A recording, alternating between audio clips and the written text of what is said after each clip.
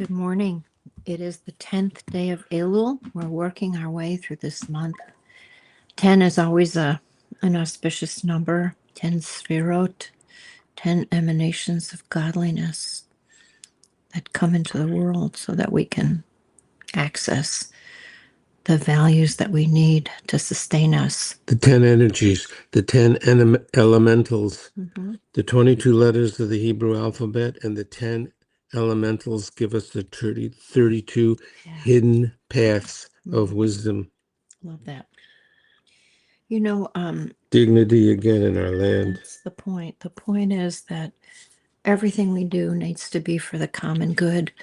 And our refrain for the common good in this series is a path to restoring dignity again in our land, bringing the world so close together that they kiss. Kiss, kiss, what my people say. Kiss, Truth kiss. from the earth, righteousness from the heavens, and good, good, good from God and the earth and its produce. Kiss, kiss, Kiss, Psalm 85. And Elul is given over to Psalm 27. Oh, yeah. Right? We did a Psalms project where we read every Psalm. Each day we read another Psalm, starting from Psalm 1 all the way through Psalm 150. We didn't know how far we'd get. We went through the whole. And when we ended, it was the last day of Passover. The whole book of Psalms. We went through the whole thing. And then we made music out of it. We made videos, music. We did all kinds of things. We call it the Duke of Psalms. Crazy, huh? Yeah. It's a good project. So Rav Kook talks a lot about Psalm 27 as well. Yeah. And one of the things he says that I wrote down because it was so beautiful, the repeated phrases are an expression of tenacious prayer. In other words, if you want something to happen, you have to be tenacious about it. That. Tenacious prayer. That's great. Tenacious prayer. This is a time that our prayers are heard, so you better make them count. So this notion of tenacious prayer. And also he said that prayer can be, tenacious prayer can be an avenue to the soul's transformation. And maybe the soul's transformation is how we get us to dignity again in our land. Dignity again in our land. So what are we going to do today? The Anochi. The Anochi is the I, the lofty I, as used in the Ten Commandments and other places. And it's an acronym by the Talmud that stands for, in Aramaic, it stands for, a fanciful reading from the Talmud. It's really beautiful. I give you my soul in writing. The Aleph, I give you my soul in writing. The Aleph from the Aleph, the Anochi, the Aleph, the first letter. Ana. Anochi. Nafshi. Ketavi. It's really beautiful. I give you my soul in writing. I give you my soul. So much of what we talk about in Elul is about this return to essence, this return to soul, so that we can give it. And beginning with the Aleph, the first letter, silent.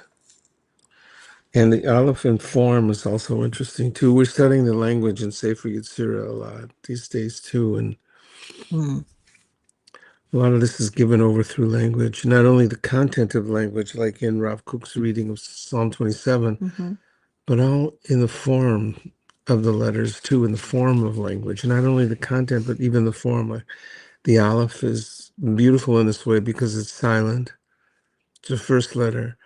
But also in form, the Aleph, you make it with 3 strokes. The Vav, which is a straight up and down connection between human beingliness and godliness, as a matter of fact, we are the Anochi, we are the Aleph. We are the posture of Aleph sitting. When you make an Aleph, it's the Vav sitting like we are, and then you have a hand above and a hand below, 3 strokes. Good. So you're reaching. Your aspiration is always to reach, and you're supported. You underneath are the everlasting arms. You're supported. Yeah. You have a hand above and a hand below. Right. I love You're that. we are the olive. We are the olive. Between above and below, suspended, reaching, and supported. Nice. I give you my soul in writing. Anochi. Anochi. Anochi.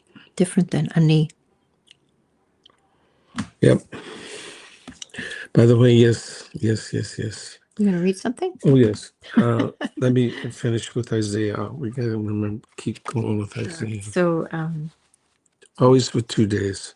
okay, so these are the days of consolation as well as we approach the new year. Isaiah, instead of yelling at us, telling us what we're not doing, gives us hope and consoles us so that we don't lose our faith. From last week to this week, you feel the movement. Okay. Sing out of your narrows, lay out a tent, secure it with tent pegs and lines. Lay it out in pleasant places. Spread it out nightly, you will not be shamed. Remember, then forget the shame of your youth. We both blinked for a moment. The waters of Noah have passed. I've sworn on the mountains and hills the covenant of peace. Peace. Peace. Your light has arrived. You shall shine, even in darkness, and God's way will be seen by your light. Lift up your eyes all around you. They are all assembled to accompany you. Radiant, fearless, and expansive shall be your heart. Your light will never diminish. All your people are righteous. You are all a branch of the planting, God's handiwork, all of you.